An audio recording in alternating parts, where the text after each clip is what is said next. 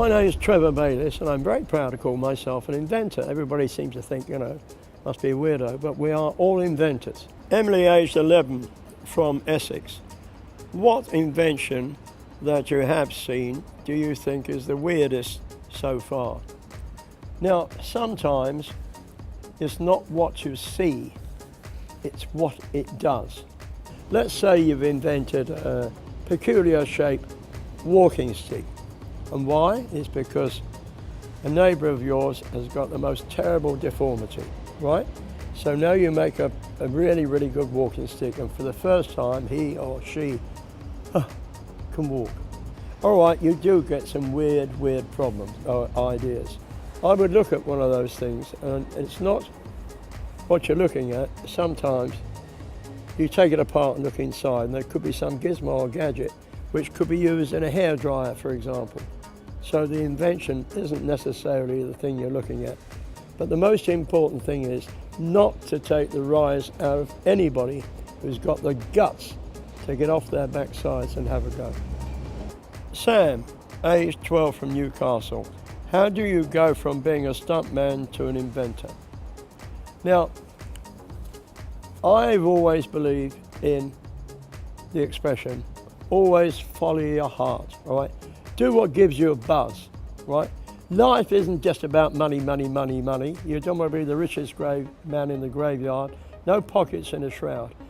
Now, you've got to remember, I'm 76, death is my next big event. But, I was born, literally, when I was a child, every night was firework night, right? And we didn't go to school, and why? Because the bombs were dropping. But I used to sneak off and swim in the Grand Union Canal with my friends. So I learnt to swim, and swimming became one of my first loves. I then went to a swimming club, and eventually I found myself swimming for Middlesex, Southern counties in Great Britain.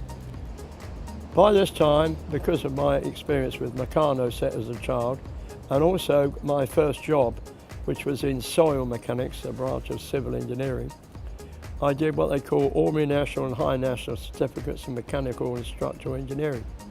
I thought it'd be nice to combine swimming and engineering.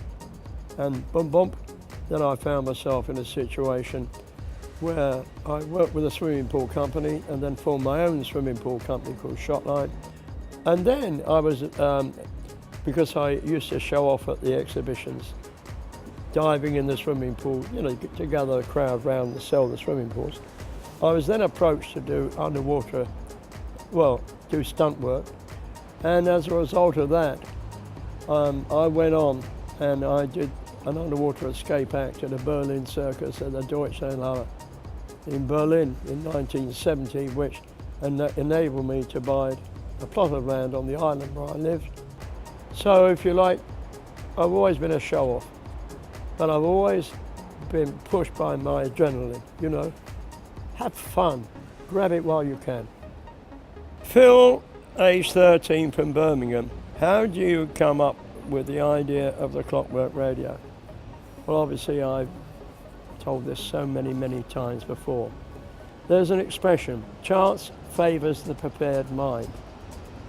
When I was a child, I could do the most amazing things with my Meccano set when I was 5 or 6. But I couldn't write my name. But basically, I became, if you like, an engineer because of the Meccano.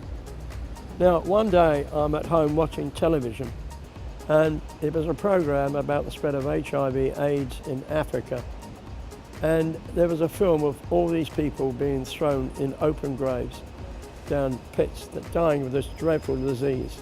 And they said the only way they could possibly contain it, or should we say control it, was through education, which could be best bought through radio. But there was a problem. Most of Africa didn't have electricity, and the only other form of electricity was in the form of batteries, which were horrendously expensive. Anyway, I'm sitting there now, looking at the thing, and I'm thinking, hey, hang on. Now I'm thinking of the old-fashioned gramophone. You wind the handle on the spring, and then the turntable will go around, and, a needle would just rock across the old record, and whoo, all that sound. And what I did is I went to my workshop, my studio, whatever you like to call it.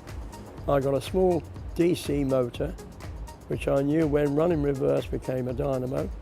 I connected the two wires to the back of a cheap transistor radio and put that little motor in my hand, and with a hand brace I got the first spark of sound out of that radio.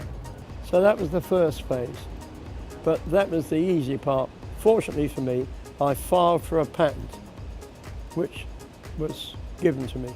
But everybody I turned to, including the design council and many, many others, all turned me down. It wouldn't work, all that sort of stuff.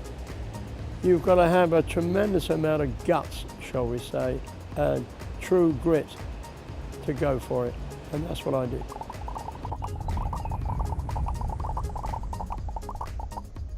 Well, it was very interesting answering the questions. You've got to remember that inventors have the ability to change all our lives, both socially and commercially.